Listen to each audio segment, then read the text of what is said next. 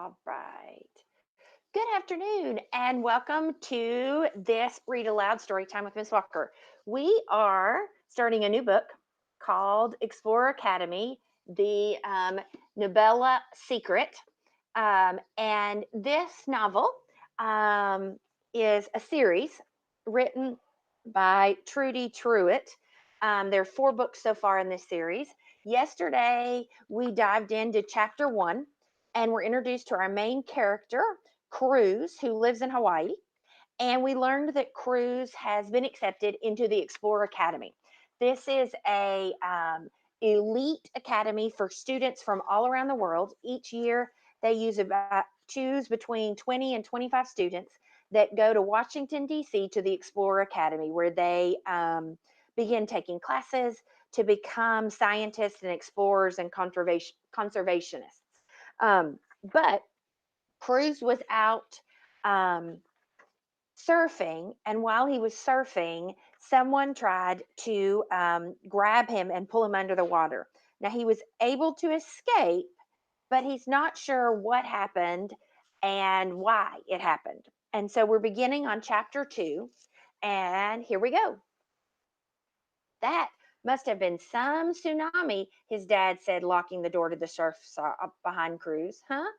You look a bit dazed, son. I'm okay. Did you cut your leg? Did I? Cruz glanced down to see a red dot of blood dripping from the gash in his right ankle. I guess I snagged it on some coral. His dad led him to the bathroom in the back of the store. He cleaned the wound. It's a good cut, but it doesn't look like it needs stitches. I think you'll live. Dad's words meant to be smoothing, but suddenly a shudder went through Cruz. He was lucky to be alive. Maybe Cruz should tell his dad what really happened. But if he did, would his father change his mind about the academy? Dad was already on the fence about it. At first, he hadn't wanted Cruz to go to school. He'd said Cruz was too young and it was too far from home and the expeditions were too dangerous. But they both knew the only reason about his objection had nothing to do with his age, his distance, or the risk. After Cruz's mother had died, his father had moved them to Kauai, where he'd grown up. Starting all over wasn't easy, but they had managed. Cruz's dad opened the Goofy Surf Shop. Cruz was enrolled in a new school and made friends. They found things to keep busy on the weekends. They surfed with every great and not so great beach on the island. They hiked dozens of trails from Sleeping Giant to the east, Wapato Falls in the west. They took rock climbing class, and in time, Cruz and his father had begun to heal. Things were stable now, not perfect, but no longer raw and painful. Like the beach at low tide, life had a steady and sure rhythm to it. Now Cruz wanted to return to the place where their family had been torn apart, to possibly open the wounds all over again. I'm not sure I understand. His dad had stared at him in wonder. After all that's happened, why would you want to go back there? I want to go everywhere, Dad. I want to be an explorer. You were so young. How could you remember? That was true. Cruz was 5 when his mother had died. Maybe if he could recall more about their life before this one, he wouldn't feel such the urge to go. He'd be satisfied or terrified. Cruz, his father began nudging him back to the present. Yeah, I said, you're not hurt anywhere else, are you? Did you hit your head? No. Why don't you go on up? I'll finish here. By the way, Lonnie came by. Did she? Cruz wondered why she hadn't come down to the beach. She left something for you. One sec. His dad went to the front of the store and fished out a small turquoise gift bag. Fishing through the layers of the tissue paper, Cruz took out a card and a white box and a square box and opened the card. Now you can control Mel from anywhere, anytime. Well, not anywhere. Your range is about 4,000 feet. Aloha, Lonnie. P.S. I told you you could do it. So here's the pictures from the page. And Lonnie is Cruz's best friend there in Hawaii. And so she also applied to go to the academy but didn't get in. So she's a little jealous, a little envious of Cruz, but she's trying to support him the best way she knows how. Cruz lifted the lid off the box. Sitting on a cushion of cotton was a tiny pen in the shape of a honeycomb. Oh, by the way, Mel is a tiny little drone that he has that his dad gave him that's in the shape of a bee. Sitting on the cushion of cotton was a tiny pin in the shape of a honeycomb. He let out a laugh. Leave it to Lonnie to not only take him up on the dare, but come through. She did it. His dad tilted his head. What is it? It's a It's to communicate with Mel, said Chris, holding up the pin with his thumb and his finger. Lonnie made a voice command remote, so I don't have to use the controller of my phone. I'm pretty sure her mom helped her with it, but still, she's a smart one, that Leonie, said his dad.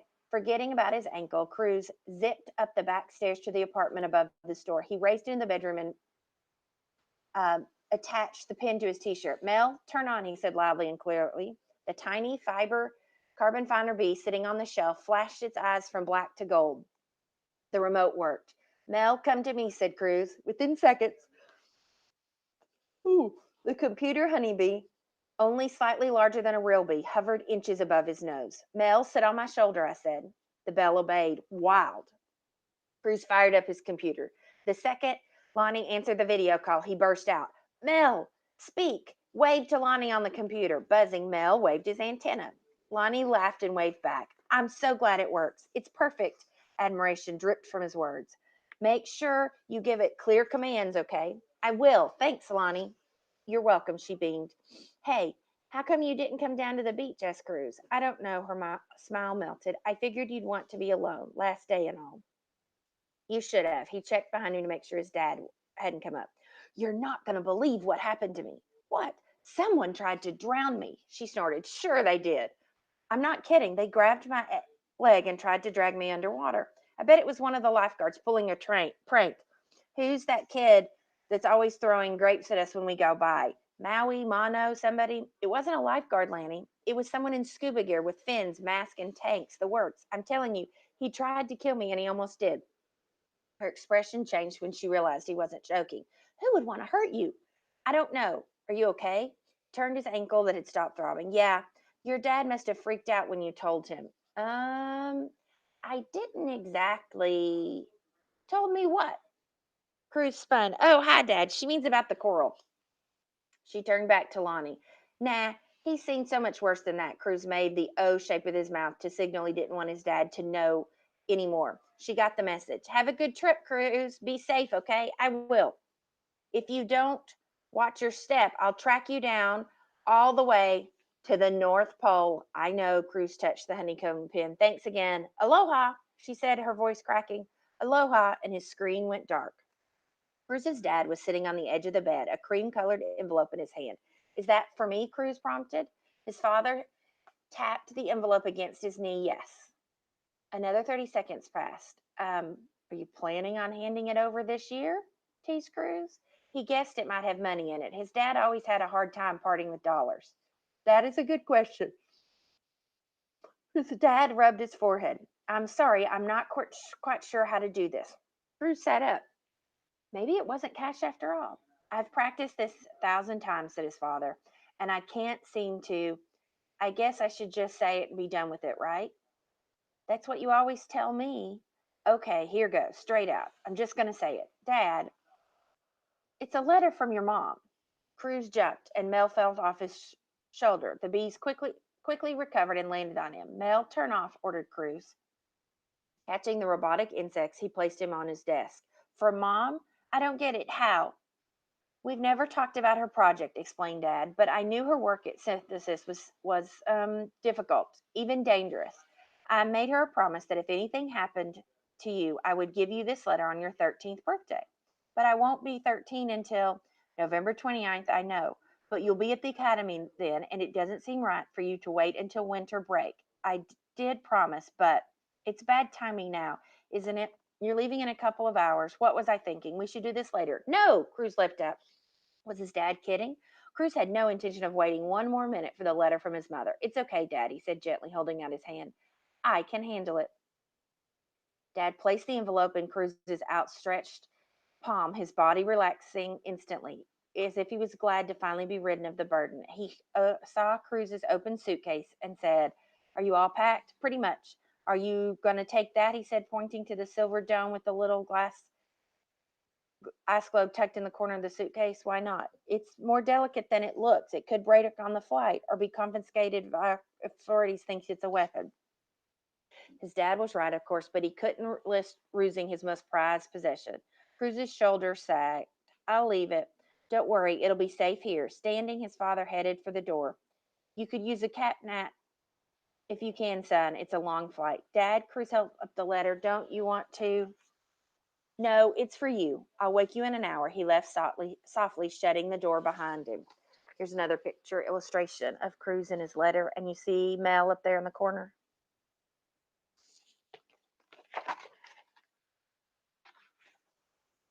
Cruz stared at the parchment envelope and then turned it over a few times. There was no writing on either side, not even his name. What was he waiting for? Cruz slid his index finger under the flap. It easily popped up. His pulse quickening, he took out the thin folded page and made from the same creamy white paper as the envelope. Gently, Cruz unfolded it. The black ink was faded, and hi, the slanted handwriting like delicate lace. Dearest Cruz, if you're reading this, it means I'm not with you, and for that I am truly and deeply sorry. Bringing you into this world and watching you grow up has been my greatest joy. I would love nothing more than to be there in person to give you a birthday hug, but sadly, this letter will have to do. My wish for you this year is for all the years to come, is life be filled with discovery, passion, contribution, friendship, kindness, peace, and love. These are the things that give our lives meaning, whether we live for a day or a century. Happy 13th birthday. Never forget you're an extraordinary being. The most important is never forget I love you, Mom. Sometimes Cruz missed his mother so much it hurt. Physically hurt. Like when you have the flu and there was an ache from your bones out. Cruz took the metal dome from his suitcase. It felt cold. Placing it on the nightstand, he tapped the side. Instantly, a three-dimensional holographic video recording of his mother appeared a few inches above the silver projector base. Cruz was in the video too. He was about 3 years old. They were at the beach. He didn't know where, but it must have been chilly because they both were bundled up. Cruz was wearing a yellow raincoat with ducks around them and a matching hat. His yellow galoshes, he was intently digging a trench around himself with a red plastic shovel. Watching him create his own little island in sand, knowing she'd have to rescue him when he'd finished, his mother couldn't resist giggling. Her long hair billowed like a brisk wind in the festival of kites. Look at him dig, Marco, his mom said to his dad, who was behind the camera. Our budding archaeologist. I know you're hoping he'll go into neurobiology, teased his dad. He can do both, she said, turning to her child. You can do anything you set your mind to, Cruiser. Mama, help. It was a strange and tiny younger self holding out his arms to her, bending to scoop him up. Her gray blue eyes twinkled with happiness. The scene flickered, then faded into nothing with the two of them locked in a tight hug. Seeing his mother usually comforted Cruz, but not this time, not tonight. Tonight, he hurt. And that brings us to chapter 3. All right, guys, we'll go ahead and tackle chapter 3. The top of the page shows a map, and so it gives us the hint that Cruz is traveling. As the plane banked left and the spire of Washington Monument appeared in his window, Cruz nearly let out a cheer. He'd made it. After 13 hours, including stops in Seattle and Detroit, a soggy veggie burger, a broken seat back TV, and the Halloween Chihuahua 3 rows back, he was finally about to touch down in the nation's capital. His left leg was asleep and his right ankle itched. Oops, he promised his dad he would change the bandage on his cut before he got to Washington, D.C. Technically, he still had about 5 more minutes to make that good on that vow. Quickly, Cruz slid down his sock, pulled off the old bandage. Where last night had been a long red gash, there was only a thin pink line. Maybe the wound hadn't been as deep as his dad thought. Cruz balled up the bandage and stuffed it in his pocket. Once the plane touched down at Reagan National Airport, Cruz sent his dad a quick text to tell him he'd arrived. Inside the terminal, Cruz spotted his aunt right away. She was wearing a bright pink suit and a scarf with pink flamingos held in place by a giant enamel pingo pin. Didn't it figure? Aunt Marsol had bold taste in clothing as Cruz's dad's. Athletic yet graceful, his aunt also had the same off-center smile and bright white teeth as his dad. Her thick dark hair was pulled into a loose bun. Pink high heels were striding towards him. Within seconds, a pair of arms were around him, and all he could do was see a ton of blurry pink birds. Cruz didn't mind. He'd missed her too, and he squeezed back. His aunt pulled away to inspect him. You've grown a foot since last spring, 3/4 of an inch. Then it must all be hair, she said, tugging on the lock above his ear in the same dark chocolate shade as her own. Doesn't that brother of mine ever take you to get a haircut? Cruz rolled his eyes. Aunt Marcel, did you get my postcard from Emily? Uh huh. And are you going to have to give me harder stuff to decode? When she gave him a disbelieving smirk, he said, your message said you were excited for me to come and you'd meet my plane. And it took and to look for pink birds. She eyed her outfit. You weren't kidding, were you? James, that's fine. Good work. Tell me how you did it, she asked. He knew finding out how he'd gone about deciphering her message was the favorite part of her game. Let's see. There's a picture of a lion statue in front on the front of the postcard, and the postcard is from Morari, Italy. It also was a pretty obvious you were referring to one of your favorite things, the Chronicles of Narnia.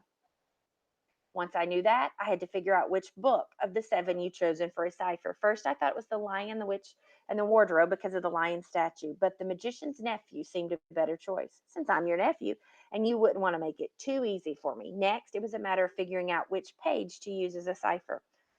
On the jacket flap, I read that C.S. Lewis' birthday was November 29th, which also is my birthday, so I knew that was more than a coincidence. I flipped to page 11 and started on the 29th row, and ta-da, message decoded. Well done, Special Agent Cruz, said his aunt. Narnia was your mom's favorite series, too. She must have read The Lion, Witch, and her Wardrobe 100 times. The two of us could use it to write coded notes to each other back in our academy days when we were supposed to be listening to our teachers. Not that you dare do anything like that in my anthropology classes, right? Never, I said with a Cheshire grin. I nearly forgot. I brought someone from the academy with me. Aunt Marcel motioned to the boy about Cruz's age standing near her. He was wearing a Toronto Blue Jays baseball cap and oval lime green glasses and a blue t-shirt and jeans. This is Emmet Lou, one of your roommates. Emmet, this is my nephew Cruz. And here's a picture of Emmet.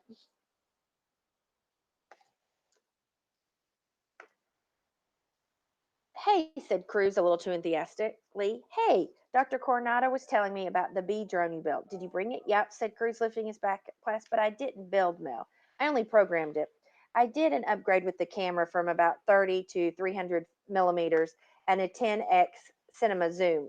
Cool. I can't wait to see it in action. I'll fly it for you when we get to the academy. I had a feeling you two would hit it off, said Aunt Marcel, tapping her phone. We're picking up another roommate. He's from New Zealand. Looks like his flight is coming in early from New York.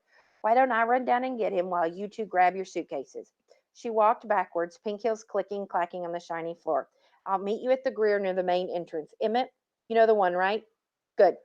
If you're hungry, get something to eat because the dining hall at the academy will be closed. They watched her rush off and the ends of her flamingo scarf becoming wings.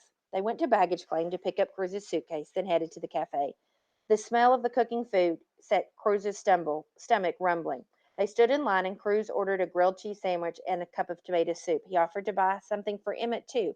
Thanks, I'm fine, said Emmett. He took off his cap and pushed his hair back off his forehead and straightened his green glasses. I had thirds at dinner an hour ago. Dinner? Cruz glanced back at the airplane shaped cloth above the cash register. Read 3 minutes to 7 p.m. It's lunch for me. It's only 1 o'clock back in Kauai. Oh, that's right. You've lost time, said Emmett. 6 hours of my life gone. Poof. Doesn't seem fair, does it? We should build a time machine so people can fly so they can get back to some of their lost time. Emmett started to laugh, then paused. That could be a cool project. We'd win the North Star for sure. Cruz knew about the North Star Award. It was given to a new explorer who showed promise at the end of his or her first year. We would be the first co-winners of school history, said Emmett. Sounds good to me, said Cruz, tasting his tomato soup. It was hot, a little spicy, perfect. My dad won the North Star when he was at the academy. Emmett slid his triangular sky blue frames up his nose. No pressure there, huh? Cruz did a double take. Hey, weren't your glasses green a minute ago and round? They're emoto glasses. They change color and shape based on my emotions. Now that is cool. I've never seen anything like it. You won't. I made them. You made them? It's a simple program, really. You inject a few neurotransmitter nanoprocessors into the bloodstream to target the brain and then lock the key neurons, which relay the levels of dopamine, serotonin, non adrenaline into the microprocessor of your glasses, which selects the programmed corresponding color and visible spectrum in real time. Easy. Cruz dropped his spoon. The tricky part, Emmett continued, was creating the lightweight composite that wasn't too thermally sensitive. The last thing you want when you get mad is for your glasses to melt into a puddle on the floor. It took me a few tries. Okay, 57 tries. Cruz let out a whistle. He hadn't kept at it for that long. Once I had it, it was only a matter of designing the rectangular frames and producing them on my 4D printer. 4D? Cruz knew 3D meant height, weight, and depth. What's 4D? Time, of course. That's not my theory. It's Einstein's. Well, technically, Einstein's professor's theory. But Einstein made it famous, he grinned. That's why your time travel idea isn't as out there as you might think. Right now, I'm working on a fabric that will transform itself based on the wearer's preferences. Say, you might want your shirt. You might want your shirt to go from a crew neck to a V-neck or from floral to stripes. All you'd have to do is think about it, what you wanted, and the fabric would comply. You can do that? Really? Yes, it's possible. We already have the mind control technology for digital gear like cameras and computers, so it's not out of the realm of possibility to extend it to other ideas like memories, even dreams. I still have work to do on Lumagen. That's what I'm calling my fabric. You know, Lou for my last name combined with Imagine. And that's what you get. If I were you, Emmett, I wouldn't worry about losing that award. Thanks, Emmett said shyly, his triangular glasses softening at the tips. We'll see. Cruz finished his soup and half of the grilled cheese sandwich before sliding the plate towards Emmett. Are you sure you're not hungry? I'm full and there's still plenty left. If you're not going to eat it, Emmett reached for the toasted triangle oozing cheddar. Cruz noticed the gold on his wrist. It was more than an inch wide and paper thin, and it had an opaque white screen shimmering when it caught the sunlight. This must be something Emmett had invented too, he thought. Cruz waited until the gold band would change color, but it didn't. They talked about other stuff like their favorite sports, for Emmett, surfing for Cruz, their favorite foods, lasagna for Emmett and pizza for Cruz, and their families. Neither one of them had siblings. There's my aunt, Cruz said to Emmett as he took his last bite, high heels clicking towards them. Aunt Marsal was pulling a purple suitcase on wheels. Sorry we took so long. She was out of breath. Emmett looked past her. Where's the quai? She pushed aside several strands of her hair had fallen from her bun. Coming, bathroom stop. Here we go. Aunt Marsal flung her arm around a pair of shoulders. Boys, meet Sailor York. Emmett and Cruz froze. This was their new mate? Hi, said a slim girl with mocha brown eyes and olive skin as she flipped back a lock of hazelnut colored hair. Good to meet you. Hi, said Cruz. Emmett's brow wrinkled. I don't think they let boys and girls. They don't, clipped Aunt Marcel. Minor glitch. We'll sort it out. The sooner the better. Let's go, everyone. Emmett and Cruz cleared their table. Everything went to the recycle and compost bins. They trailed Aunt Marcel and Taylor to the exit. Cruz noticed Emmett glancing at them. Did you forget something? He asked. No, Emmett's glances had morphed into half moons the color of raisins. I was watching to see if that guy was still around. The hair on Cruz's arm stood up. What guy? He was on your flight. He came through the gate right after you. I saw him at baggage claim and then at the cafe. When we got up to leave, he got up too, though he hadn't touched his food. That's what got me wondering. Where? Emmett's head swirled. I don't see anymore. He must have gone the other way. What did he look like? He had on sunglasses, so it was hard to see his face, but he was wearing a leather jacket, jeans, and black cowboy boots. I think it had snake skin print on the toes. I'm not sure. Could have been a cow print. Cruz didn't like the sound of this. Someone tries to drown him and now he's being followed? Emmett shrugged. I guess it was one of those weird circumstances, huh? I guess so, said Cruz, but he wasn't convinced. If Aunt Marcel's puzzle had taught him anything, it was that coincidences are rare. Things almost always happen for a reason, even if you don't see it. Cruz took another glance behind them and he saw nothing. And that is the end of chapter 3. We will begin chapter 4 tomorrow and find out more about the academy. I hope to see you guys back here then.